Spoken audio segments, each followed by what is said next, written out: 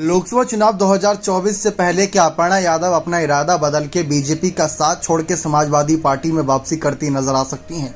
सवाल बहुत बड़ा है, लेकिन जवाब इसका पहले भी कई बार खुले मंच से अपर्णा यादव साफ दे चुकी हैं कि वो बिना किसी टिकट, बिना किसी पद की लालसा के बीजेपी में बनी रहेंगी और बीजेपी के लिए ही सेवा करती नजर आएंगी, जनता की सेवा में मगन रहेंगी। जी हाँ, ये बात उन्होंने बहुत पहले ही साफ कर दी थी, लेकिन इन सब के बीच चर्चा एक बार फिर से शुरू हो गई कि अभी लोकसभा चुनाव 2024 के लिए किस सीट से किस प्रत्याशी को उतारा जाए। इस बात का ऐलान अखिलेश यादव भी करेंगे और साथ ही साथ बीजेपी के तमाम नेता भी करेंगे।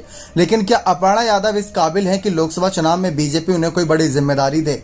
अभी हाल ही में देखने को मिला था, जब नगर निकाय चुनाव था तो नगर निकाय चुनाव में लखनऊ की मेयर सीट से प्रत्याशी बनाए जाने को लेकर अपर्णा यादव की बहुत ज्यादा चर्चा थी, लेकिन अपर्णा को वहां से प्रत्याशी नहीं बनाया गया। बावजूद इसके अपर्णा यादव ने नाराजगी नहीं जाहिर की, बस उन्होंने इतना संकेत दे दिया था कि वो पार्टी में तब आई थी जब पार्टी में कई सारे नेता पार्टी छोड़कर जा रहे थे। तो आप ये समझे कि अपर्णा यादव ने कितना बड़ा कदम उठाया था, कितना बड़ा रिस्क लिया था। बावजूद इसके बीजेपी की जीत हुई थी 2022 के विधानसभा चुनाव में। इसके बाद नगर निकाय चुनाव में भी बीजेपी की प्रचंड जीत हुई, 17 की 17 मेयर सीटें उनके खाते में गईं। लेकिन अब सवाल यह है कि लोकसभा चुनाव की 80 सीटें हैं और बीजेपी हमेशा बदलाव के लिए जानी जाती है। तो ठीक उसी तरीके से देखा जाए, यहाँ पर कहीं ना कहीं अपर्णा यादव को लेकर चर्चा शुरू है कि पिछली बार कुछ सीटें ऐसी रही थी जहां पर बीजेपी को बहुत बड़ी हार का सामना करना पड़ा था।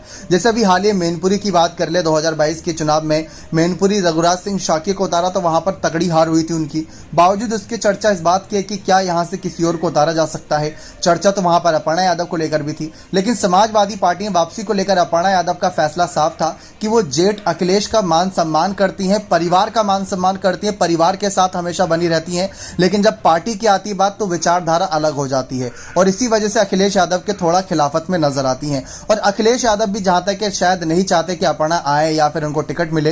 लेकिन रही बात चाचा शिवपाल की, तो चाचा शिवपाल परिवार को साथ देखना चाहते हैं, जो कि उन्होंने खुद ही कहा था कि नेताजी की इच्छा थी कि नेताजी चाहते थे सभी परिवार वालों को एक छत के नीचे और पार्टी में देखें। तो उसी तरीके से उस इच्छा को पूरी करने के लिए खबरों के अनुसार चाचा शिवपाल भी बड़ी भूमिका निभा सकते थे। लेकिन चाचा शिवपाल की कहाँ ही सुनी जाती है पार्टी में, ये बात आप अच्छी तरीके से जानते हैं।